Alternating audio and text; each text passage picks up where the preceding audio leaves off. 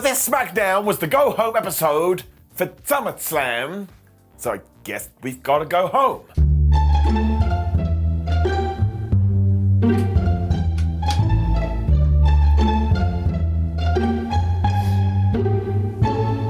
That was a waste of all of our time. Also, hello my friends, welcome to another episode of Ups and Downs, the wrestling show that never ends, because wrestling never ends, so I never end, so essentially I am the never-ending story. And if you like saying, Simon, I've never heard of the never-ending story, well now, we can't be friends. You've never watched the never-ending story? I don't know how we got here. I'm in a very silly mood, hence why I'm wearing my silly t-shirt. Let's take the finger of power, which is not a thing, and give the good bits an up.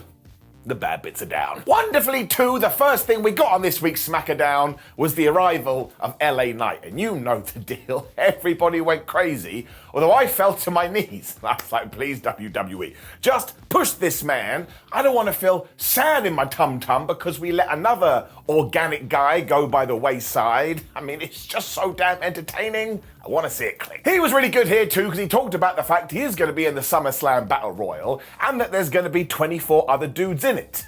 We then cut to the graphic and there was about 8 individuals. He was like, well, clearly that's not everyone. For some reason it made me laugh. He also made sure that he took shots at The Miz and Sheamus. This did make all the sense in the world, because out came the Irishman, and these two are going to have a fight. I do want to say when it comes to Sheamus, it is a little bit strange what WWE has decided to do, as he actually spoke about in an interview recently. Because ever since Clash at the Castle, do we really capitalise on his momentum? I say no. Sheamus went full on power mode at the start until they tumbled over the top rope onto the floor, and you know the deal. Because there is going to be a battle royal tomorrow, all of a sudden, a bunch of the participants came to ringside. This is a strange thing to do. This is like you being invited to a party on the Sunday, and Saturday, you just turn up at the person's house. They're like, well, why are you here? Well, I just couldn't wait. But it was the likes of Santos Escobar, Grayson Waller, Karrion Kross, and AJ Styles. And that one I can't get my head around. You couldn't find a proper match for AJ Styles on SummerSlam? Don't know why I spat. None of this bothered Sheamus at all though, because he grabbed LA Knight and he hit the white noise on the ring apron. Wait a minute. The ring apron? Hang on.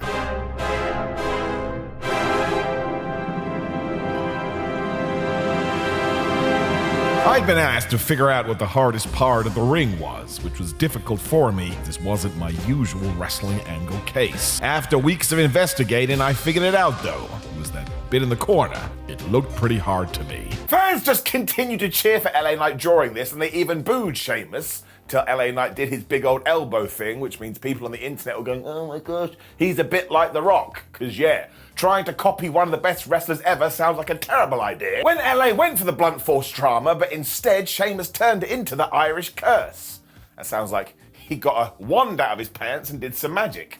That sounded terrible. This then went crazy too because we got an avalanche white noise and Sheamus locked in the cloverleaf when, yes, they were on the top rope and they accidentally fell to the floor. Now, 1, they covered this like super professionals, but also 2, I just don't care. They're human beings. They're allowed to make mistakes. If this is your biggest problem in the world today, you should be skipping along in Fairy Town because you have a damn great life. Once again, I couldn't give a flub, for goodness sake. Austin Theory then just appeared like a Pokemon to attack Santos Escobar, because of course they're having a feud, where The Miz started to badmouth Sheamus, so Sheamus was like, well, what are you doing? And he hit him with the 10 beats. Of course, he shouldn't have done this, because it did serve as a distraction, although at least this one wasn't a silly Billy, because LA Knight snuck up behind him, he hit the blunt force trauma, and he got the 1, 2, 3. Now, this split my feelings right down the middle, because usually if you do win on the go-home show, it means you're going to lose at the pay-per-view premium live event, but this is different. LA Knight is over like Rover, he should win here, and he should win that damn Battle Royal. Don't let me down, WWE. Otherwise, I'm going to go on the internet and moan. I still think this is a big deal because he did beat Sheamus, who is a big deal within himself, and then Karrion Kross and Grayson Waller chased away LA. That kind of gives me the fear as well. However, all of this was very, very joyful, giving it an up. But it felt like we were going to be heading to pastures new because we cut to the back, and the OC, the Brawling Brutes, were yelling at each other. Adam Pearce then showed up and was like, man, you're making my life a living hell. Just go to the ring and have a match. And this ended with AJ Styles looking at Sheamus and Sheamus looking at AJ Styles. And you know, when we do that in wrestling, it means Super Serious 9000. Also, I'll take that program. Should be pretty good. We then got that same video that we got on Raw for Cody versus Brock, and it is so good, even though it does make it feel like somebody has died. When yeah, it was time for the Brawling Brutes versus the OC, or the Good Brothers, and it ended in a no contest. Of course it did. Here's the thing though, it actually ruled. Because all of these four kicked each other's ass before Butch got the hot tag, and you're not going to believe this, he did run wild. When the tag klaxon went off, so they all started throwing fisticuffs. Just as we were getting to the finish though, all of a sudden the Street Profits arrived, and yes, as Bobby Lashley had told them, they were dressed in nice threads, and they whooped everybody's ass. Dare I say it, they look bloody brilliant. Nobody was left standing either, as Angelo Dawkins and Montez Ford were like, that's right, we've done it. And when they went back to the entranceway, who came out to celebrate with them? It was Bob. And this one, I absolutely died, because I think they're meant to be a heel group, and this arena went crazy for Bobby Lashley. Made me feel warm and fuzzy in my tum-tum. I love that guy. I'm always scared this kind of stuff will vanish because WWE loves doing that with Bob. But once again, let's just keep everything crossed. I mean, even if we have to turn them into a babyface group, I don't care. There is clearly something here. And also, they're just so damn cool. They just have vibes. I mean, they're way cooler than me. Look at my stupid head. But this is the direction to go. Giving it up. Charlotte Flair was then cutting a promo for her upcoming match at SummerSlam. And she was just chilling out and being all arrogant on a yacht. I'm like, man, I don't know if she's heel or face. Let's find out. Hello, everybody. My name is Bruce Shindig, and welcome to another episode of Heel or Face, this week featuring Charlotte Flair. There is our heel or face wheel, which sounds very strange. We give it a spin, round and round it goes. Where it stopped, nobody knows. And this week, Charlotte Flair was, ding, ding, ding, she's a heel. She also started talking riddles, because she was all like, I don't have to beat Bianca Belair and Oscar, they have to beat me.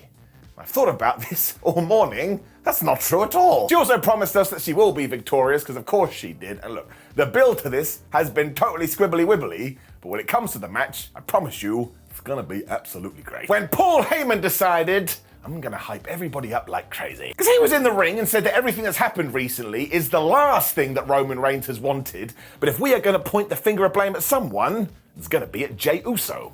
Obviously. But he's also the reason that Jimmy Uso is in a local medical facility, so come SummerSlam, they shall engage in tribal contact, and Roman is gonna finish Jey off for good. Paul has also clearly been learning about Premiere Pro too, because we cut to this amazing video that also featured the Wild Samoans as we talked about the ceremonial lay, and I tell you, by the end of it, I was like, can we get in a time machine and go to SummerSlam now? I am pumped. Now, the one rule of this match is that there has to be a winner, so that was interesting. And Heyman was all like, by the end of it, Roman Reigns will still be the tribal chief, and when it comes to you, Jey Uso, you are never going to be a chief that is tribal. So stick that up your pipe. Now, these two dudes weren't even here for this, but it was still absolutely electric, and as we are so close to the pay-per-view premium live event, no, I don't think that Jey Uso is going to do it. Although, man, I tell ya, I hope I'm wrong. This is wrestling, though, so given that Paul Heyman had said Jay's name at least 78,922 times, he did come out, and he weren't mucking around. Because he promised to smash Roman with chairs, kendo sticks, and given that there are going to be a lot of weapons, and given that he's the head of the table, he's going to throw Roman through one of those too. That's a good line. Jey also is going to bring everything he has and not only become the tribal chief, but become the Universal Champion. I was like, oh yeah, I actually forgot that a belt was involved in this, because like the idiot I am, I was more interested in who's going to be the tribal chief. Let myself out. So Sikoa came to the ring, but Jey Uso was in no mood to play games, and actually that's what he focused on. He was like, listen, brother, you don't need to listen to this absolute madman. He's gonna cast the same mind games on you, and I promise it ends badly. We then definitely went into tease mode, because Heyman was like, ha, this won't work on him, although Solo did hesitate a little bit, and of course eventually they got into it, but who stood tall? Jey flipping Uso. We're also going to get that match later, which of course will tie in, and we'll chat about it in just 1 second, as Jey once again promised to beat Roman Reigns at the SummerSlam. I'm so pumped. I can't wait. Even if they sit down and play checkers, I bet they find a way to make it work. We then caught up with the fact that Santos Escobar is the #1 contender for the United States title, and we will be doing that match next week. And we got a medical update on Rey Mysterio. Now, it turns out that injury he suffered last week was very real, and at the moment, he is still being evaluated. Now, that could tie into the story, but mostly, I just hope he's okay. We then did zoom to Austin Theory, who made a great point. He's like, wait a minute, Why is Santos the #1 contender? Because as far as I can see, he didn't actually beat Rey Mysterio. That thing was called off. It's true. He then went full asshat because he said he's going to dedicate that victory to Rey Mysterio. I don't think he meant it. And then he threw some words at Cameron Grimes because they were about to have a match. I was like, where did that come from? But yeah, then it happened. Maybe I missed something. I do that. Now look, here's the deal. A lot of the recent NXT call-ups have actually been pretty good. Take someone like Grayson Waller. But when it comes to Cameron Grimes, I just don't get it right now. Because either he's not on the show, or he's in a match like this, and he loses. Now look, don't get me wrong. He absolutely whooped Austin Theory's ass here. And even the commentators were like, oh man, he's getting a whooping. But still, when push came to shove, 1, 2, 3, done. We did have a little bit of a tease at the start because Santos Escobar just walked out and that distracted Austin. When Cameron hit the cave-in for a 1-2, oh my gosh, Austin Theory got his foot on the ropes. But when Grimes went for his finisher again, they kind of had a little bit of reversals. Cameron Grimes went to the top rope, he got screwed, A-Town down, 1, 2, 3, done. Escobar then came back and just hit Austin Theory with a Phantom Driver. I was like, that wasn't very nice. You're meant to be a good guy. But look, in terms of the match, I am going to give it an up, because I think Cameron Grimes especially is really good. But I've become wrestling nerd now. I just think if you were going to call him up from NXT, he should have a program ready to go. Quite clear that hasn't been the case. So everybody get geek pumped. Geek pumped? What the hell is geek? Point is down. Asuka was then seen training ready for her SummerSlam match, and she told us that she's gonna win. So I'm like, great, here we are again. Somebody is lying to me. She also said that she has a plan. This is when she spat mist into the camera. I absolutely loved it. Because someone out there, this was probably the first time they've ever watched wrestling. They would have been like, what the hell is that? It makes no sense at all. When Grayson Waller was here, this guy's becoming a weekly treat. It was his Grayson Waller Effect talk show too, because WWE loves those. And as his guests were Iyo Sky and Bayley, he was asking them about the money in the bank when Bayley was like, shut up. Do you think we're gonna tell you when we're gonna cash in? We ain't idiots. You'll have to wait and find out. I mean, this is a stupid question, because it's like going up to Batman and saying, are you Batman? No, wait a minute, you'd have to go up to Bruce Wayne, look, don't worry about it. When all of a sudden Shotzi's laugh started to echo around the arena. Once again, this is totally crazy, because it means that Shots was backstage with the audio guy going, here's a tape. Push play on that, just you wait. Now, of course, Bayley freaked out, but actually there was a reason to this, because Grayson started to laugh. He had set this up just to see how Bayley was gonna react. I tell you, this guy is such a wonderful asshole, he's gonna go far. Around this time too, Shotzi's music started to play, but of course this time Bayley was like, oh ha ha, I know what you're doing. But actually, she did come out in the tank. Iyo Sky went to confront her when it turned out it was a massive ruse, because who was already in the ring after they teleported down from the Starship Enterprise? It was Shots, and she just whooped Bayley's ass. And I tell you, this new look with the shaved head, she looks totally cool, and way cooler than me. Welcome to the Bald Brotherhood. Now, I was still gone during this because Shotzi's plan was to shave Bayley's head and she had some hair clippers, but for some reason, WWE decided to pump in the sound effect over the loudspeakers in the arena. So somehow, these were the world's loudest hair clippers, because honestly, it was like, they've got to stop doing this stuff. We then learned that it had been Selena Vega driving the tank, which is very strange because we haven't seen her in weeks. And because she had done that, we were going to do Selena versus Iyo Sky. What? This is going to sound mad as well, given that she is Miss Money in the Bank. But as we already talked about, given we are so close to a premium live event, I wanted her to lose. Because usually if you do lose, it means you're about to win. It's like a very weird riddle. I mean, WWE is just patterned in this way because they believe if you do have the briefcase, you can get defeated and defeated and defeated. Because when you do become the champion, you basically hit reset. I do understand that. It did have the absolute best distraction finish though, because after Bayley and Shotzi had brawled to the back, they came back out to ringside, where Shots had these hair clippers, and again, they were so damn loud. Like, these are the kind of thing I used to shave my head, and if they made that much noise, I wouldn't bother. Sky had no idea what was going on, so she got powerbombed and hit by the code red, which means Vega did get the very surprise win. And yeah, if you want to break this right down to its core, it was two people chasing each other, trying to get rid of their hair. But not everything has to be super duper serious. And I was very sports entertained by all of this. And I also think that Shotzi will benefit from working with Bayley, because she's really, really good. I am giving it an up. I liked it. Bianca Belair's video then played for the World Championship feud, because of course this is the way we decided to build it. And she too said she was gonna win.